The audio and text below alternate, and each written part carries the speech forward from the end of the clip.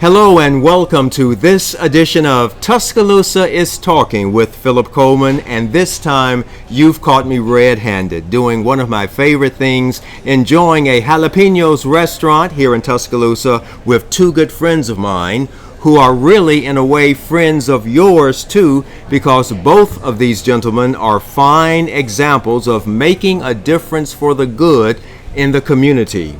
To my immediate right is Mr. Fitzgerald Washington, who has the distinction of having served as Secretary of Labor for the state of Alabama, a cabinet-level post, longer in that position than anyone ever has served in that position in the history of the state of Alabama. And prior to that, Fitzgerald played a leading role in the creation of the Minority Business Council, a division within the Chamber of Commerce of West Alabama, and Fitzgerald went on to become the chairman of the entire Chamber of Commerce of West Alabama.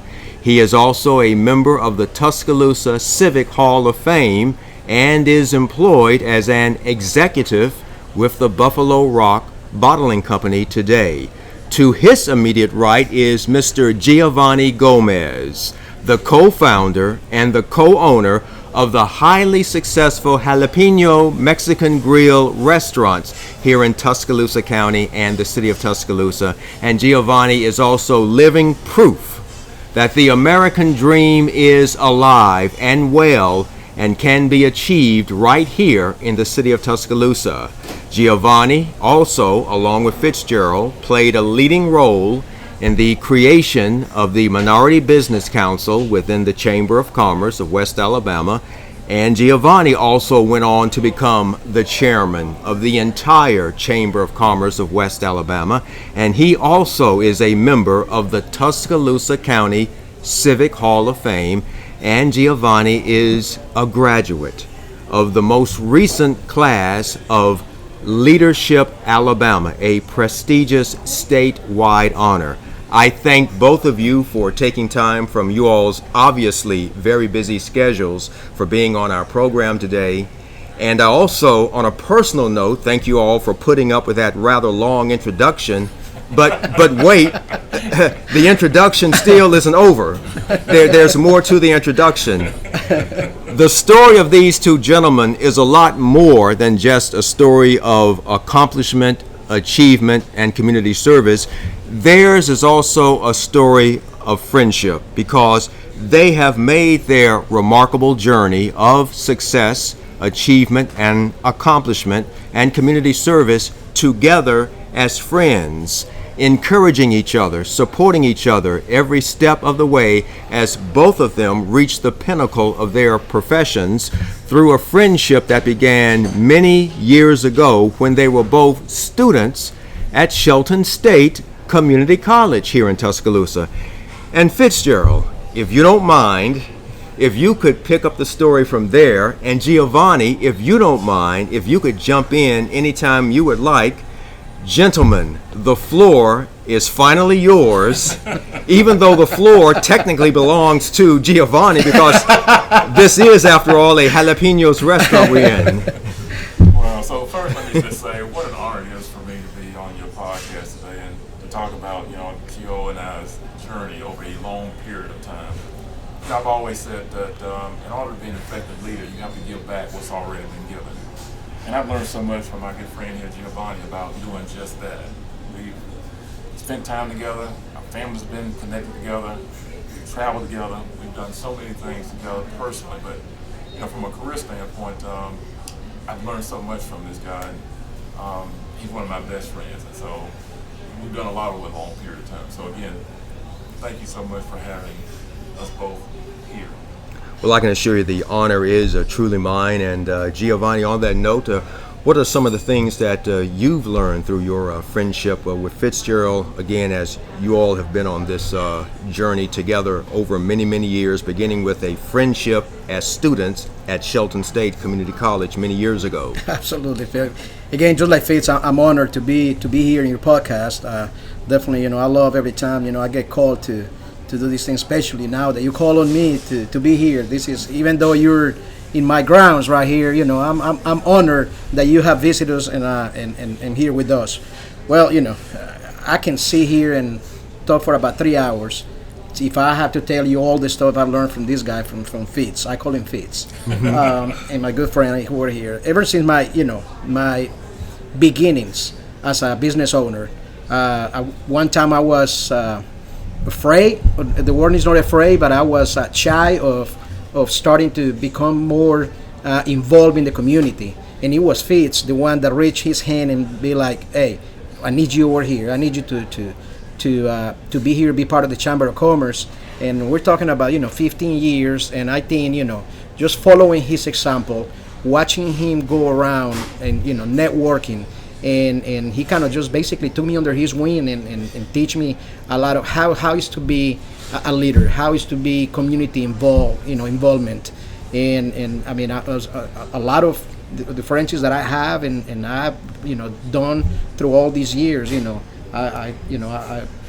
it's because of him, because of how he exposed me and how he kind of just put me out there in the community. Let me know what community service means to each of you. The idea of giving back to the community when we are blessed with success and achievement ourselves as individuals, then we see it as a responsibility to in turn give back to that community. What does this giving back mean to each of you all, and what form of giving back have you all individually taken? It's all about experiences. So we both have had experiences in different forms, and when we can come together and share successes and failures with our experiences, we can share that with other people so they don't step in the same sort of issue. And so I sleep good at night knowing that I've shared some resources with someone that perhaps didn't know about in Tuscaloosa, in West Alabama, and in the state, that can help their lives be a lot better just based on our own personal experiences. I can pick up on that too, Fitz and Philip. When people ask me what is your definition of success, immediately the first word that comes to me, my thought is be able to give back. To me, somebody that came into this country with nothing, came here with nothing, just full of dreams and wanting to reach American dreams, and in this community immediately, after I started making friendships and relationships and everything, this community just poured into me, supporting my business, supporting my family. And so for me to be able to come where I came from, to be here and have my own business, have my own house, be a part of this community, be able to give back, that's my definition of success. That's how I feel I'm successful, because I'm able to help other people. I'm able to help with the schools, to help with kids. I mean, to do a lot of the things that now I'm involved in. I feel like that is my responsibility now. That is my obligation to give back, because somebody gave me many years ago. So I feel like I'm succeed now because I'm able to give back what I got.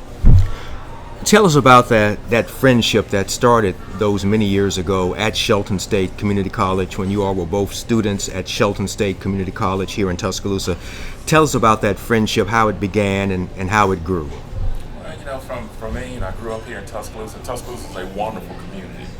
And I left high school, I wasn't really sure what I wanted to do, and I decided to enroll in Shelton State, and it was a perfect pathway for me to kind of hone in on some skills to help me figure out what I want to do from a career standpoint. And so Jheovanny, he can speak for it as well. Very similarly, he comes from a different background, so do I, but there's a lot of similarities in what we have done and have been able to accomplish over a period of time. And so, from those key learnings at Shelton State, the doors blew wide open after we graduated, and I've not looked back, and I owe Shelton State a great debt of gratitude for what I was able to learn in the classroom, and knowing that he went through the same set of circumstances, being successful going through Shelton State. I think that's another thing that bonds us both together. Well, we keep here. I mean, we keep talking about Shelton.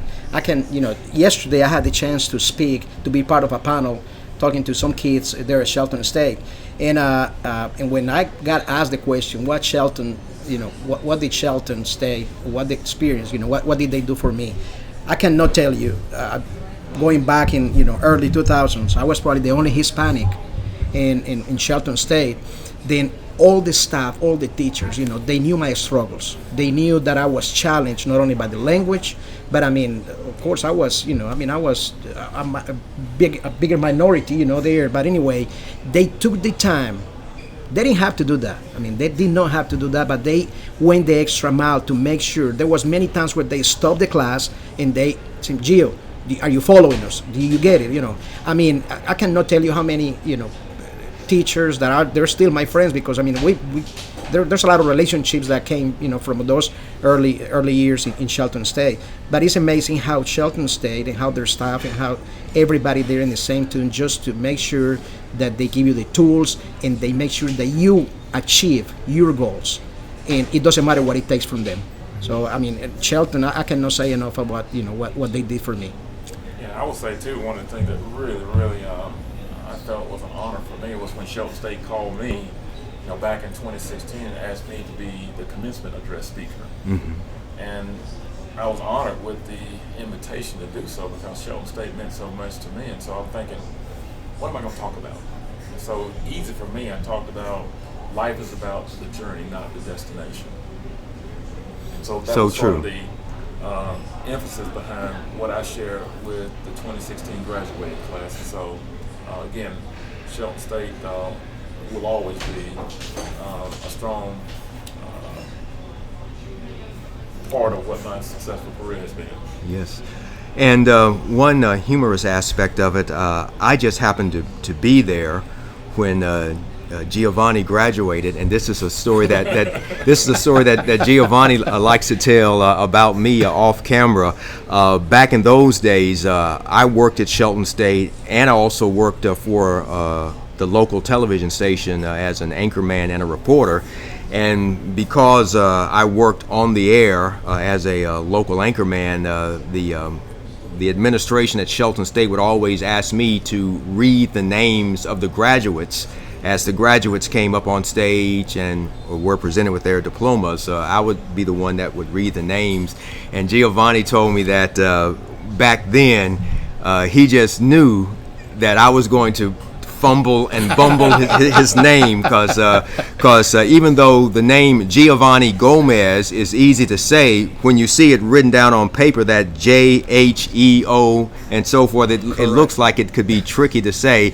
And Jheovanny said that he was pleasantly surprised that when it came time to hear his name announced, I said it just right. Well, I always said it. There's probably, I can count the people in my hand, okay, of everybody that when they see my name, everybody gets it wrong. And everybody gets it wrong. But you're probably one of the, 3 or 4, that immediately picked it up. And I was so shocked. I was like, he got it right. That was just like everything is going to go right today, So anyway, I always took that, being an anchorman, I always took that enunciation very seriously. Of course, always, as a journalist and an anchorman, I always want to get the facts right by all means, and then get the enunciation right as well. Another humorous story about how our paths crossed during you all's journey to success. I mentioned twice in my a rather lengthy introduction that the two of you, and rightly so, were involved with the formation, the creation of the Minority Business Council within the Chamber of Commerce of West Alabama, today known as the Diversity Business Council. But I think that was some 12 years ago when that was created. It was a very big deal, as it deserved to be considered to be a big deal when the Minority Business Council within the Chamber of Commerce of West Alabama was first established. It was a big deal that we did a special live report at Stillman College to sort of cover the establishment of the Minority Business Council. And I did a live interview with you and Jheovanny back then, some 12 years ago at Stillman College. I remember that like if it was yesterday. Yeah. And when we all first got there, we were all just happily chatting, because we knew each other already, and we were just all happily chatting. While the cameras were set up, while the lights were being set up, we were all just chatting and just having a good time. And then you all noticed that at a certain point, I disappeared. And when you all looked around, I had sequestered myself into a corner all by myself, and I appeared to be talking to myself. and I was just saying the same thing over and over again. What I was doing was I knew I was doing that live shot straight from memory because it was a live shot. We didn't have portable teleprompters, where the script is written and you can read a script off a teleprompter. I had to do everything from memory. So at a certain point, I left our chatting behind, went huddled to myself in a corner, and was just sitting there, just saying the same thing over and over again to make sure I would say it right on the air, because it was live. As they say, you're flying without a net, and you don't get a second chance to do it right during a live shot. And when you all saw me disappear into a corner by myself, appearing to be talking to myself, that's when I unintentionally, and I stress unintentionally, kind of made you all nervous. I'm still sweating. I'm still sweating from that day, Remember that very, very well. So Gio and I said to ourselves when we saw you sequestered in this corner, going over your lines, we thought, wow, he does this every day. And why is he practicing? Now I know why you're practicing. And all of a sudden, Gio and I became so nervous. but from my point of view, I'm relying. Fitz is telling me, it'll be all right, don't worry, everything, Yeah. And I saw his panic face when he saw me there. And I'm thinking, if he's panic, what the heck? I felt like taking off running, I'm like, I can't do this, But needless to say, it was an amazing. That was probably my first time, in an interview. First time in front of a microphone and a camera, and I cannot tell you, your professionalism. Greatly appreciate it. And you made me, I think we didn't skip a beat after we sat down in that chair, and especially, that occasion, that was huge for me as probably, very big for knowing that there's something that we have been working on, that we were part of, and knew that we were there. Some of the we were champion that cause, the beginning of the Minority Business Council. That was huge for us, and you were a big part of that too, Phil. I would say credit to you. You were so professional with how you calmed our nerves while we were there at Stillman College. Yes. To kick off the Minority Business Council, to talk about what the objective, what the goals were, and it was pretty obvious to us. We wanted to make sure we highlighted what the Minority Business Council was all about, and that was to make sure there was inclusion for any minority business owner to be a part of how successful the Tuscaloosa and West Alabama area was. And so it was an awesome kickoff event. I thought everybody benefited from it. We're excited now. It's still going. Can't believe that it's been 12 years. I know that's wonderful, and like I said, all the credit. I appreciate you all's kind words. I know they are sincerely spoken, but it's the credit goes to you all for laying that firm foundation for the Minority Business Council, something that was much needed back then, still needed today, and I understand that today it's known as the Diversity Business Council. Am I saying that correctly? That's correct. Yeah, so hats off to you all for laying that foundation and getting it launched and off the ground to begin with. And that live shot did, as Jheovanny very succinctly said, it went off without a hitch. It was a terrific event that they had us sitting there in these special director's chairs and all that, and it looked great. It sounded great. It was really a wonderful event there. No question about it. I still have memories of it, and think about that day and what it did to springboard what the Chamber of Commerce and what this community is all about. And again, to make sure that we have an inclusive community where everybody can be supportive, and the quality of life in the area will always be strong. And speaking of the Chamber of Commerce, which is all about having a strong economy that all segments of the community can benefit from, the West Alabama area having a strong, vibrant, thriving economy. One thing that is worth emphasizing, that you all are both involved with the creation of jobs. Secretary of Labor, you oversaw what was happening in the entire state with regards to maintaining a healthy jobs outlook for the entire state of Alabama. And Jheovanny, as the co-founder and co-owner of these highly successful and very popular, and deservedly so, Jalapeños Mexican Grill restaurants, you are a jobs creator.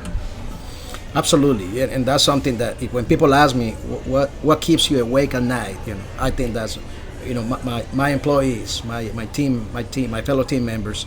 That's what keeps me awake at night. I mean, it's a big responsibility, and we're proud to say that with the 5 locations that we have, we employ more than 250 people in this community. Wow. We know that's a big economy, impact in our economy. Yes. That's 250 families that they actually, benefit, and they actually, live from our business. So I don't take that lightly. And when I wake up every morning, that's one thing that is always on my mind. What the decisions that I make every day, how they're gonna impact those 250 families that I represent and that our business represent. So anyway, that's how I see our duties and our jobs here. And Fitzgerald, under your tenure as a Secretary of Labor for the state of Alabama, repeating, because it's well worth repeating, you held that position longer than anyone else has held that position in the history of the state of Alabama. Under your tenure, we maintain a nice, level, steady employment rate throughout the entire state. Yes, we did, and I owe it to God that God, we know, always direct one's path, and so out of all the successes that I was able to accomplish through the good Lord, I was able to be appointed and work and serve under 2 governors. I was appointed in 2014, and I worked 37 years in the private sector. This is my first role in the public sector, and worked with a great and amazing staff. And so we put together some things that Jheovanny and I talked about in terms of how we knock down barriers to get more people into the workforce. And so we rolled out those plans statewide, and just fortunate that we were able to just kind of chip away over a period of time, and so the state ended up achieving the lowest unemployment rate in state history. And so really proud of that milestone that we were able to achieve between our staff and things that we learned here in Tuscaloosa together, and that's something that I'll be forever grateful for. That's truly amazing and highly commendable as well.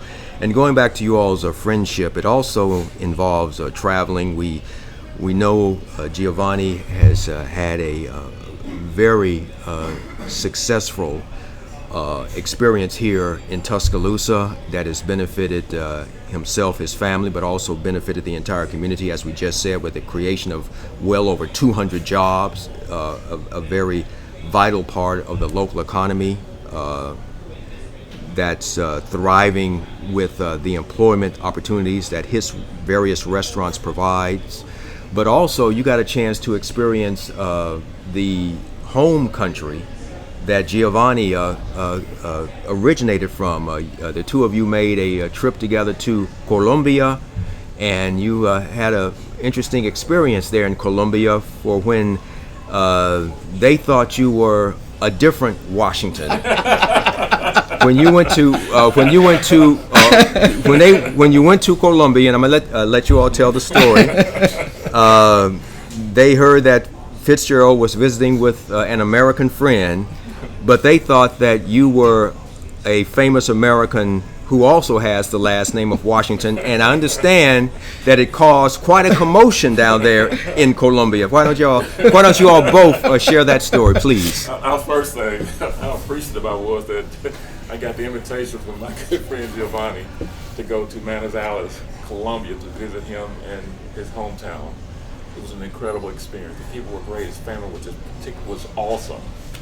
Food was great, and so I was with him as he was taking me around the area to kind of show me how he grew up in places that he was able to do while he was growing up in Colombia. So I think you tell the story better than I. Well, I need to summarize, and I have to say that Fitz, he's been with me twice in Colombia, actually. I think he liked it that the first time so much that he said, "I gotta go and repeat." Which my family, my mom, and all my relatives, they all love him. My dad, he just adore him, and they. I mean, he's like an adoptive son now from them. But anyway, they're very, very, very much love the time that he spent with us there. But anyway, on that instant, we're in this pool, natural springs, and of course, I mean, people start, because we're speaking English. That's like a novelty there. Of course, people start gathering around us, and one of the guys from Colombia asked me and say, "Gus, is that, I mean, but this time they had a bigger circle around us. I said, is that Denzel Washington? And I said, who? Denzel Washington. And we were like, yes, he is. There you go.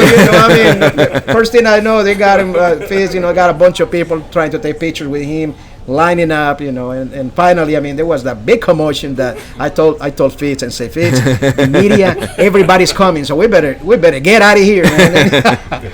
So I was famous with the famous just for a little bit, for about a couple, few minutes, but that was a great experience with Denzel Washington right here. So they thought that our Fitzgerald Washington was Denzel Washington. Absolutely, he's. I have a sharper right now. Do you need my autograph? That's amazing. Yeah. But it was a great experience, and I tell you what, I treasure all those moments, and not only that, we had so many experiences over there. We were in Colombia, great time, and like I say, all my family, they all loved him. That's great. Okay, well, as we get ready to conclude, my beautiful wife, Michelle, who is the producer of this program, just informed me we have 5 minutes left on the clock, as they say. As we get ready to sum up any particular aspect you all would like to bring up, I was just thinking about the signature dish of Jalapeños, if I'm correct in using that term, is fajita gumbo. And I like how fajita gumbo represents a blending of the two cultures.